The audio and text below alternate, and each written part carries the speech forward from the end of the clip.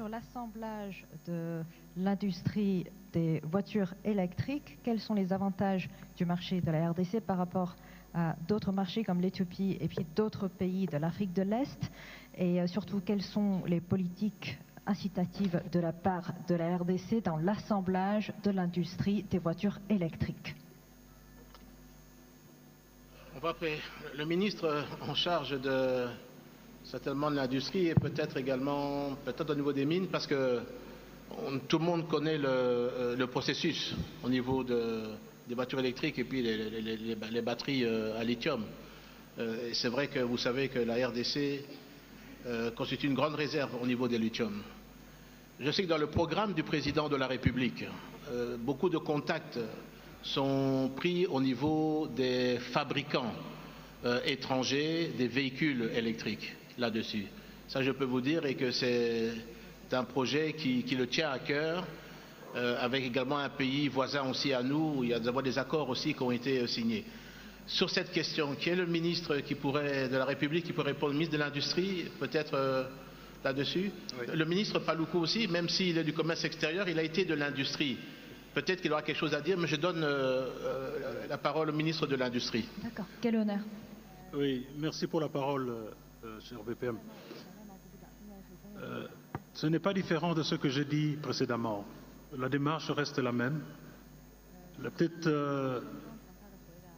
petite différence peut-être que j'aimerais placer ici, c'est si cet investissement est au-delà du milliard de dollars, si c'est au-delà d'1 milliard de dollars, là il faut s'adresser à une agence spéciale que nous avons, qui s'appelle l'agence de pilotage du guichet unique pour le projet sino-congolais. Le responsable de cette agence est aussi ici avec nous, il fait partie de cette délégation. Je peux vous aider à consulter ce représentant pour qu'il puisse échanger avec vous.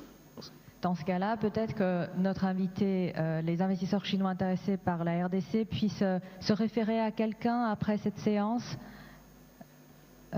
Oui, tout à fait. Qui viennent vous voir peut-être par eux-mêmes. Ils peuvent passer par moi et je leur présenterai le responsable de l'agence de pilotage du guichet unique. Ça, c'est pour les investissements au-delà de 1 milliard de dollars. C'est en dessous d'1 milliard de dollars.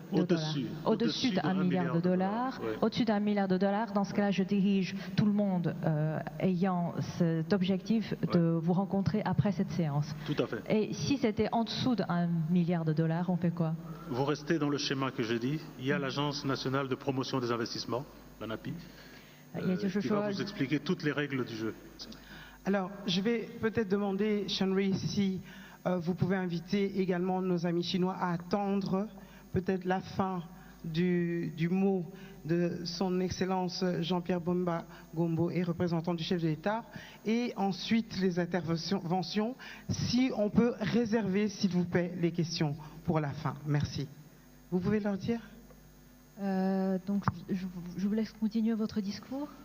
J'ai vu comme... Non, dire en chinois à nos amis chinois d'attendre pour la fin du discours, c'est ça? Non.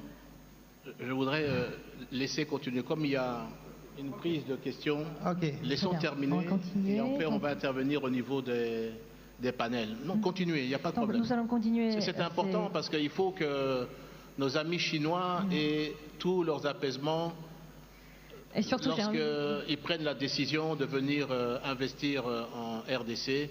Donc toutes les questions, soyez libres, posez-les et après ça nous allons passer aux conclusions du panel. Voilà. Une très belle occasion aussi en présence de tant de ministres congolais. Il faut dire à notre ami chinois que c'est le ministre de l'Industrie qui lui a répondu. La République démocratique du Congo.